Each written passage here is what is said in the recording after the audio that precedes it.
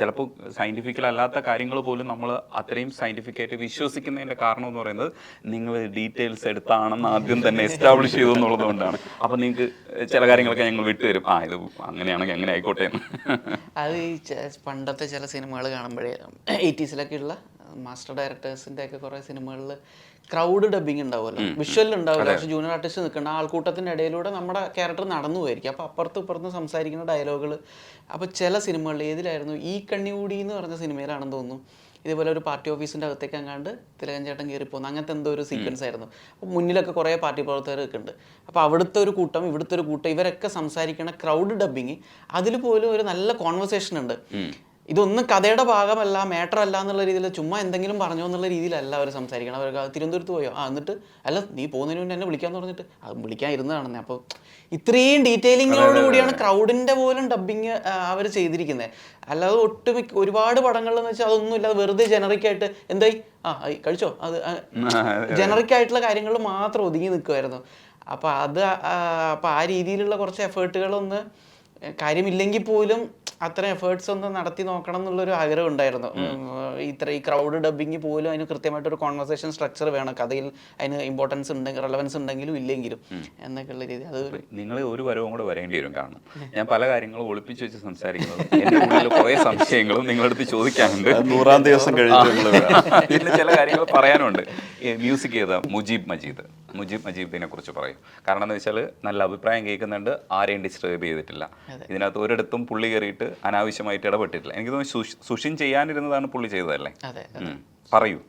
സുഷിനായിരുന്നു initial, നമ്മൾ ഇന്നായിരുന്നത് സുഷിനായിരുന്നു. Initial പോസ്റ്റേഴ്സിലൊക്കെ സുഷിനായിരുന്നു. Sushin ഭയങ്കര ഇഷ്ടപ്പെട്ട സബ്ജക്റ്റ് ആയിരുന്നു. നമുക്ക് പൊളിക്കാടോ, നമുക്ക് ഷൂട്ടിന് മുന്നേ തന്നെ നമുക്ക് ഇതിൻ്റെ ഒരു തീമൊക്കെ വർക്ക് ചെയ്തിട്ടൊക്കെ തുടങ്ങാമെന്നൊക്കെ പറഞ്ഞിരിക്കുകയായിരുന്നു. അപ്പോൾ ആ സമയത്തിൽ നിന്ന് നമ്മുടെ ഷൂട്ടൊന്ന് ഡിലേ ആയി. പിന്നീട് 1 വർഷം കഴിഞ്ഞിട്ടാണ് നമ്മൾ ഷൂട്ട് തുടങ്ങണത്. ആ സമയത്ത് നമ്മുടെ ഷൂട്ടൊക്കെ കഴിഞ്ഞ് എഡിറ്റൊക്കെ കഴിഞ്ഞ് മ്യൂസിക്കിലേക്ക് കയറാനാകുമ്പോഴത്തേക്ക് സുഷിൻ തിരക്കിലായി. മഞ്ഞുമലിൻ്റെ ഒക്കെ തിരക്കിൻ്റെ സമയമായി. അപ്പം നമുക്കും അപ്പം വർക്ക് തുടങ്ങിയേ പറ്റുള്ളൂ എന്നുള്ള അവസ്ഥയായി. അപ്പോൾ എന്തായാലും അടുത്ത ഓപ്ഷൻ കിട്ടിയേ പറ്റുള്ളൂ. അപ്പോൾ മുജീബിക്ക എൻ്റെ അടുത്ത സുഹൃത്താണ്. അപ്പോൾ ഞങ്ങൾ ഗ്രേസ് വില്ല സിനിമയിലേക്ക് വരുന്നതിന് മുന്നേ ഞാൻ ഷോർട്ട് ഫിലിം ചെയ്തുകൊണ്ടിരിക്കുകയായിരുന്നു. അപ്പോൾ ആ സമയത്തുള്ള ഞങ്ങൾ 1-2 ഷോർട്ട് ഫിലിംസൊക്കെ ഒരുമിച്ച് ചെയ്തിട്ടുണ്ട്. അപ്പോൾ എനിക്ക് പുള്ളിയുടെ കാലിബർ ഭയങ്കര കൺവിക്ഷനാണ്. എനിക്ക് അത്രയും കോൺഫിഡൻ്റ് ആണ് പുള്ളിയുടെ കാലിബറൊക്കെ എനിക്ക് നന്നായിട്ട് അറിയാം. അത് പുള്ളിയുടെ ഉള്ളിൽ ഒരു ഭയങ്കര ഒരു എക്സ്ട്രാ ഓർഡിനറി ഒരു ഇൻ്റർനാഷണൽ ലെവൽ ഓഫ് ഒരു മ്യൂസീഷ്യൻ ഉണ്ട് പുള്ളിയുടെ ഉള്ളിൽ. ഒരു എനിഗ്മയുണ്ട്, പുള്ളി ക്യാരി ചെയ്യുന്നൊരു എനിഗ്മയുണ്ട്. അപ്പോൾ അത് കൃത്യമായിട്ട് ഷോ ഓഫ് ചെയ്യാൻ പറ്റുന്ന ഒരു പ്ലാറ്റ്ഫോം സാധനങ്ങൾ വന്നു കഴിഞ്ഞാൽ പുള്ളി എറിക്കും എന്നുള്ളത് എന്തെങ്കിലും അത് നടക്കാനിരിക്കുന്നതാണ്. It was bound to happen എന്നുള്ള രീതിയിൽ നിൽക്കുകയാണ്. അപ്പോൾ കറക്റ്റ് നമ്മളതിൽ ഇങ്ങനെ ഒരു സിറ്റുവേഷൻ വന്നപ്പോൾ ഞാൻ ദിലീപേട്ടൻ്റെ അടുത്ത് പറഞ്ഞു, ചേട്ടാ ഇനി മുജീബിക്കാണെന്ന് വെച്ച് കഴിഞ്ഞാൽ ഒരു ഈഗോയും ഇല്ലാതെ കട്ടയ്ക്ക് നമ്മുടെ തോളിൽ കൈയിട്ട് നിൽക്കുന്ന ഒരു ചങ്ങാതിനെ പോലെ നമ്മുടെ കൂടെ നിന്ന് ചെയ്യുന്ന ഒരാളായിരിക്കും. നമുക്ക് എങ്ങനെ വേണമെങ്കിലും ഇൻട്രാക്ട് ചെയ്യാം. പുള്ളിയുടെ സൗണ്ടിങ് ചോയ്സുകളൊക്കെ ഗംഭീരമാണ്. സൗണ്ടിങ് ചോയ്സുകൾക്കൊരു വലിയ പ്രാധാന്യം ഉണ്ടല്ലോ, ഏത് ടോൺ നമ്മൾ തീരുമാനിക്കണം, കമ്പോസിഷൻ മാത്രമല്ലാതെ. അപ്പോൾ പുള്ളി ഒരു വളരെ ആക്റ്റീവായിട്ടുണ്ടായിരുന്നൊരു പ്രോഗ്രാമറായിരുന്നു. പല ഫേമസ് മ്യൂസീഷ്യൻസിന് പ്രോഗ്രാമറായിട്ട് വർക്ക് ചെയ്തിട്ടുണ്ടായിരുന്നു. അപ്പോൾ ആ ടെക്നോളജിക്കൽ കമാൻഡും കൂടി ഉണ്ട് പുള്ളിക്ക്. പിന്നെ എസ്തെറ്റിക്കലി അതെനിക്ക് ഉറപ്പായിട്ട് അറിയുന്നൊരു കാര്യമാണ്. അപ്പോൾ അങ്ങനെ സംസാരിച്ചാണ് മുജീബിക്ക ഇതിലേക്ക് വരുന്നത്. പുള്ളിയുടെ 150 അല്ല 200 അല്ല 250% പുള്ളി ഇതിലേക്ക് ചോര പിഴിഞ്ഞൊഴിച്ചിട്ടുണ്ട്. അതെല്ലാവരും അപ്രീഷിയേറ്റ് ചെയ്യുന്നു. ഒപ്പത്തിനൊപ്പം നമ്മൾ കൂടെ ഇരുന്നിട്ട് മീൻസ് എല്ലാം കൊണ്ടും അത് ഭയങ്കര ഹെൽപ്ഫുള്ളായി. എന്തുകൊണ്ടാൽ നമുക്ക് വേറൊരു മ്യൂസിക് ഡയറക്ടറിലേക്ക് പോയിട്ട് ഏത് സമയത്ത് നമുക്ക് ഒപ്പം ഇരിക്കാൻ പറ്റില്ല. ഇയാളെന്ന് പറഞ്ഞാൽ ഏത് സമയത്ത് ഓക്കെ നിങ്ങൾ വന്നോ, നമുക്ക് ആ രീതിയിലുള്ള ഭയങ്കര ഫ്രണ്ട്ഷിപ്പിൻ്റെ ഇതുകൊണ്ട് നമുക്ക് അത് ഭയങ്കര എളുപ്പമായി മാറി നല്ല രീതിയിൽ. ഇനി ഞാൻ ആദ്യം ചോദിക്കേണ്ടിരുന്ന ഒരു ചോദ്യം, കിഷ്കിന്ധയിലെ പ്രധാനപ്പെട്ട ആൾക്കാർ കുരങ്ങന്മാരാ. സിനിമാറ്റോഗ്രാഫർ ഒരു കുരങ്ങനെ അഭിനയിപ്പിച്ചിട്ടുണ്ട്. വിജയരാഘവൻ ചേട്ടൻ നോക്കുമ്പോൾ ആ കുരങ്ങനെ ഒരു ആക്ഷൻ കാണിച്ച് പോകുന്നുണ്ട്. ഇത് പതിവായിട്ട് ഈ കുരങ്ങന്മാരെ ഒബ്സർവ് ചെയ്യുന്ന നമുക്കൊക്കെ അറിയാം ഈ ആക്ഷൻസ് കിട്ടാനുള്ള സാധ്യതയുണ്ട്. പക്ഷെ നിങ്ങൾ എങ്ങനെയാണ് അത് പഠിച്ചത്? ഈ ആക്ഷൻ ഇങ്ങനെ ഒരു നെഗ്ലക്ഷൻ പോലെ അയാൾ അഭിനയിച്ചിട്ട് പോകും, ആ കുരങ്ങനെ അഭിനയിച്ചിട്ടാണ് പോകുന്നത്. ഇയാൾ ഇത്ര നന്നായിട്ട് അഭിനയിക്കും എന്നുള്ളത് എങ്ങനെ കണ്ടുപിടിച്ചത്? അല്ല, അത് സ്ക്രിപ്റ്റിൽ എഴുതിയിരുന്നത് കുട്ടേട്ടൻ ഇങ്ങനെ നോക്കുമ്പോൾ ഒരു കുരങ്ങ് അവിടെ പറപ്പുറത്തിരിക്കുന്നു, തമ്മിൽ ലുക്ക് എക്സ്ചേഞ്ച് ചെയ്യുന്നു. പിന്നെ അവിടുന്ന് അജയൻ്റെ കാറ് വരുന്നതിൻ്റെ ശബ്ദവും വെളിച്ചവും കേൾക്കുമ്പോൾ കുരങ്ങ് ഇറങ്ങി പോകുന്നു. ഇത്രയായിരുന്നു സ്ക്രിപ്റ്റിൽ എഴുതി വെച്ചിരുന്നതിൻ്റെ ഡിസ്ക്രിപ്ഷൻ.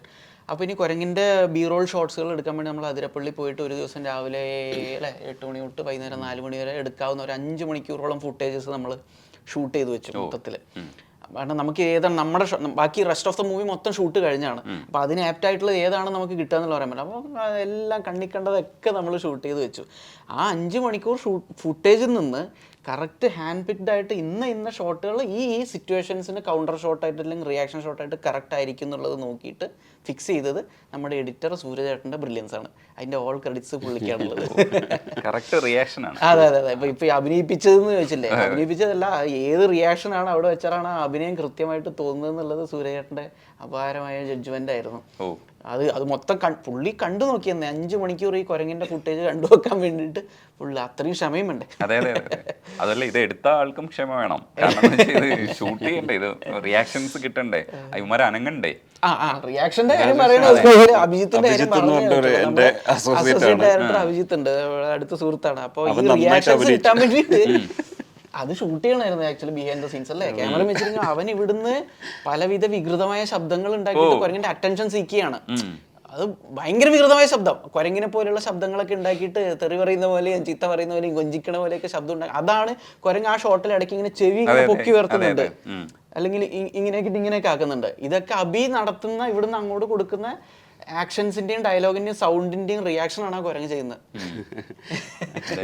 അല്ല, അതിനെ ഇറിറ്റേറ്റ് ആക്കിപ്പിക്കുന്നത് ഒന്നെന്ന് പറഞ്ഞാൽ നമ്മൾ അവിടെ എന്തെങ്കിലും ബിസ്ക്കറ്റോ എന്തെങ്കിലും സംതിങ് നമ്മളെല്ലാം വാങ്ങിച്ചു വെച്ചിട്ടുണ്ട്.